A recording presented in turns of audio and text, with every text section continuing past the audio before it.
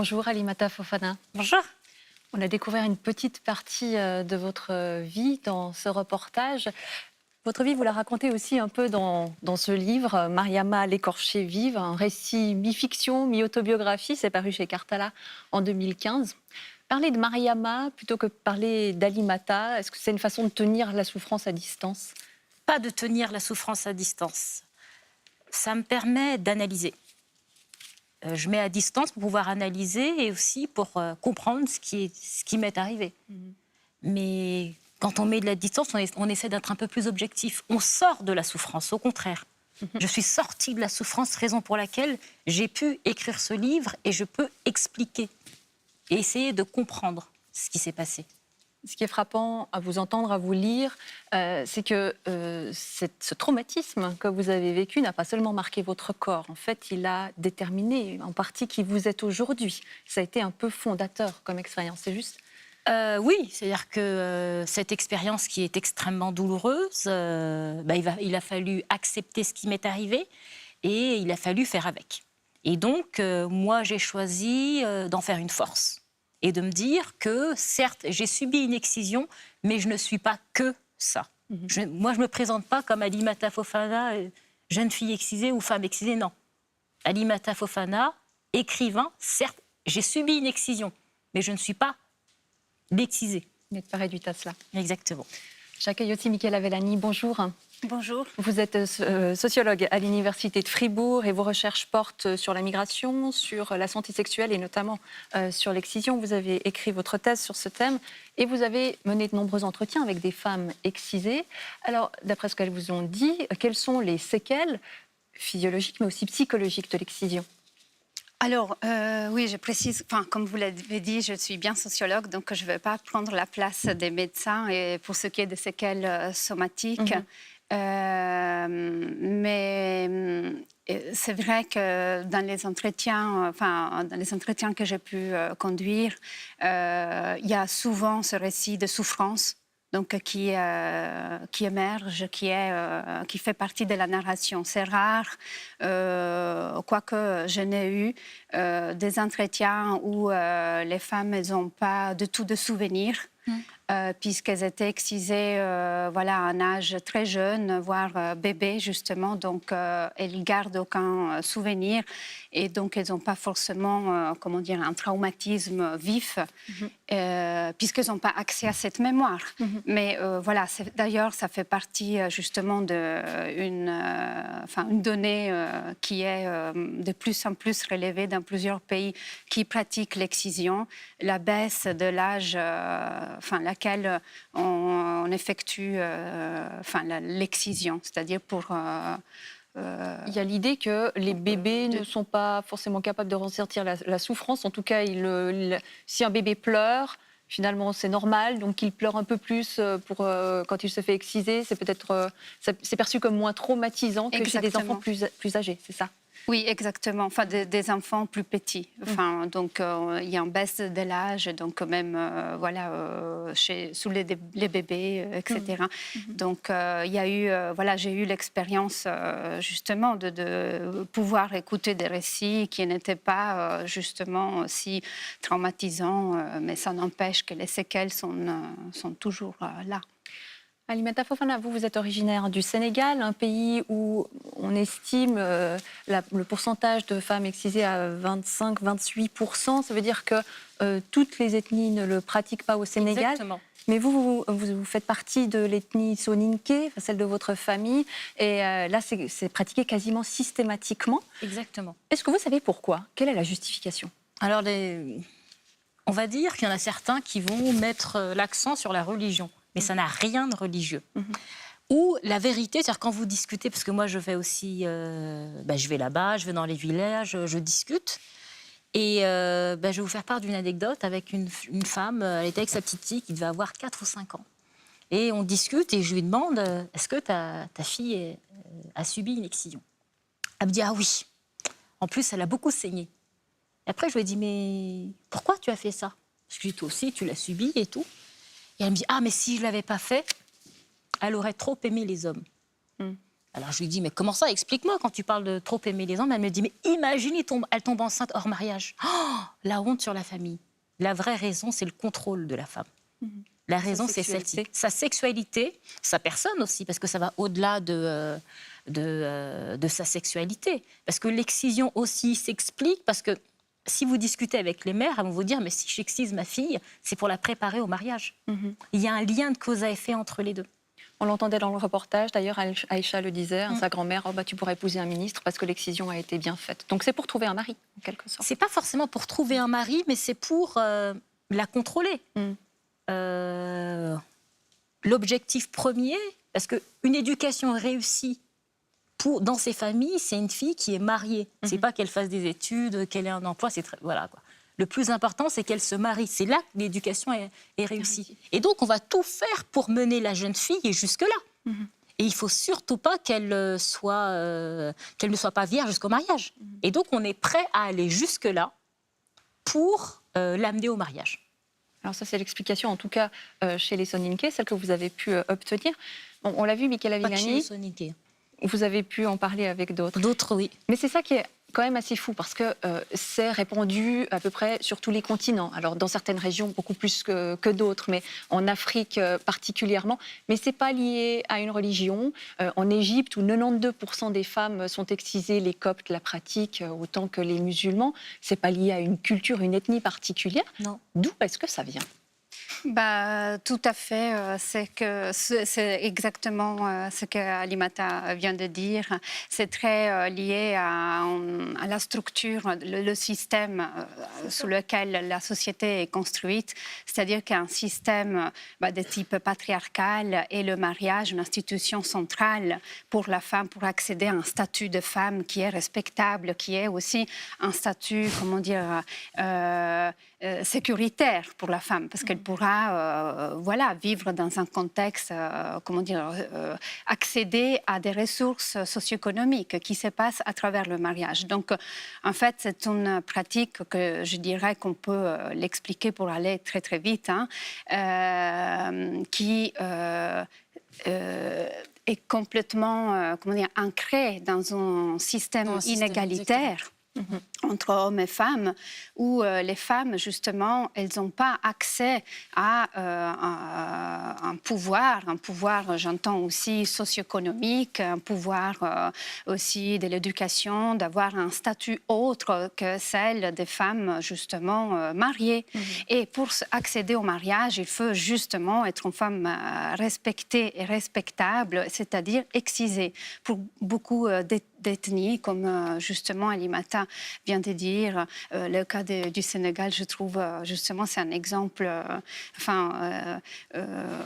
qui m'est aussi cher, parce que ça me fait penser justement, c'est déjà une histoire très très longue, et puis nombre d'ethnies très différents, et puis il y en a certaines justement où le taux, le pourcentage, la prévalence est très élevé. Chez les Soninké, Mais puis chez d'autres, justement. Chez les Wolofs, ça n'existe quasiment pas. Voilà. Chez les Wolofs, ça n'existe quasiment pas. Mais aussi, il faut comprendre aussi, c'est le fonctionnement.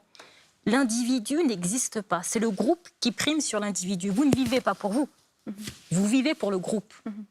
Et donc, l'objectif, c'est qu'on se reproduise. Mais peu importe, on ne va pas poser la question, t'aimes ou pas ton mari, non. L'objectif, c'est de consolider les liens familiaux. Et pour consolider les liens familiaux, nous avons ce type de pratique. Qui permettent aussi de faire entrer, un peu comme un rite, entrer dans la communauté. Enfin voilà, elle est excisée, elle fait partie des nôtres. Il y a aussi oui, c'est ça, elle est excisée, et donc, entre guillemets, il y en a certains qui vont vous dire, elle est pure. Oui, il y a tout un discours de pureté. Exactement. Il y a aussi, au Mali notamment, l'idée que les femmes non excisées ne seraient pas parfaitement féminines. Il faudrait parfaire en quelque sorte la féminité. Sales, parfois. Elles sont sales. Vous avez parlé aussi de la religion qui vient ajouter une couche qui peut être invoquée. On est là dans le registre des croyances. Comment est-ce qu'on lutte là contre ? C'est très très compliqué de lutter contre ces croyances, parce que on est dans c'est totalement irrationnel. Quand il y a quelqu'un qui vous dit oui, il faut l'exciser parce que sinon, lors du mariage, quand il va y avoir la pénétration de l'homme, ça ne va pas être possible, il va être bloqué. Mais qu'est-ce que vous voulez répondre à ça ? C'est très très compliqué de déconstruire, en sachant que pour certains, c'est un héritage et qu'il faut transmettre de génération en génération. Et quand vous allez essayer de discuter, d'échanger, on va vous dire oui, mais toi tu viens d'un autre monde, là tu veux nous faire la leçon.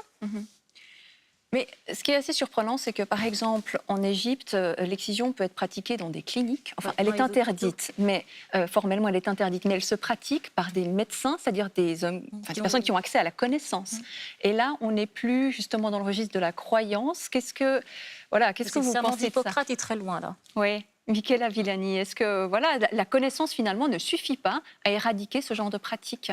Non, absolument pas. C'est-à-dire, elle est essentielle, mais c'est pas tant la connaissance, c'est plutôt le registre à travers lequel on décide de mener le combat. Et c'est le combat a été, comment dire, le discours médical a été initialement très fort pour mener la bataille, la lutte contre les mutilations génitales féminines, hein, comme on les appelle, enfin, qui englobe plusieurs types de types de mutilation.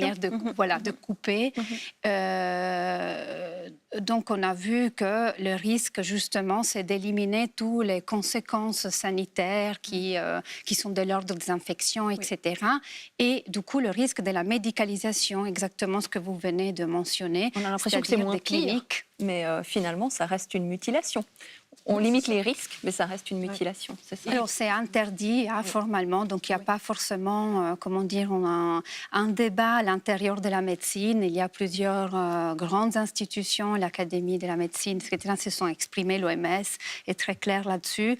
Mais n'empêche qu'en effet, il y a, des praticiens qui effectuent... alors bon, pour le coup, en Égypte, c'est l'infibulation, c'est une autre variante de ce qu'on appelle les mutilations génitales féminines. Les lèvres sont cousues entre elles. Vous parliez de connaissances, mais je pense que c'est un leurre aussi de croire que les gens qui pratiquent ça en France à l'heure actuelle ne savent pas.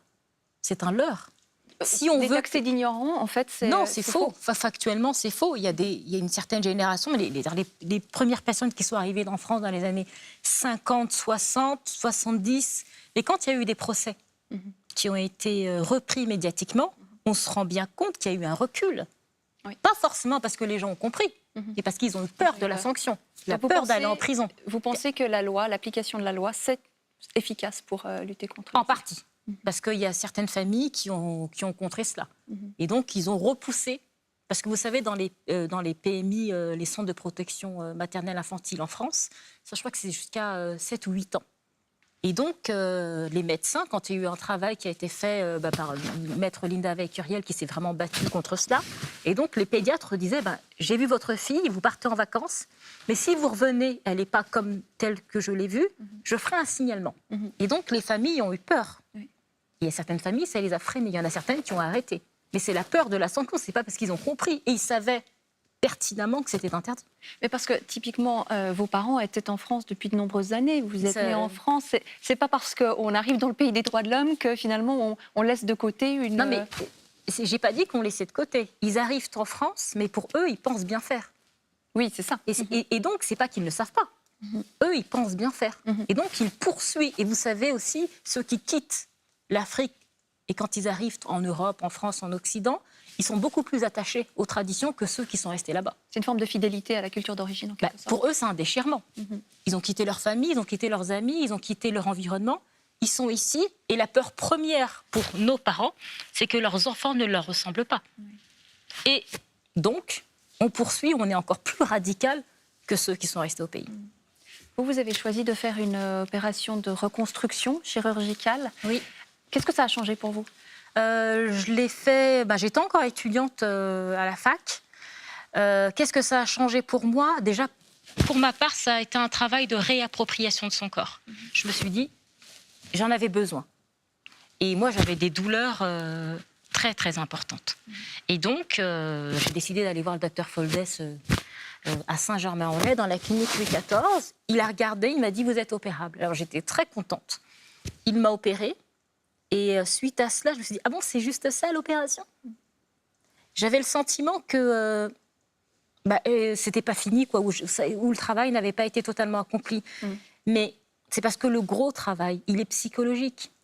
Parce que quand on a subi, moi je parle pour ma part aussi, j'ai rencontré de nombreuses femmes qui ont subi cela.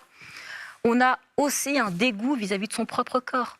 C'est-à-dire qu'une personne a osé mettre la main dans ce que vous avez de plus intime. Et donc, le travail, c'est la réappropriation de son corps. Il y a l'opération, mais moi, je pense que c'est une chose qui est importante de faire, mais le travail psychologique, il est beaucoup plus important.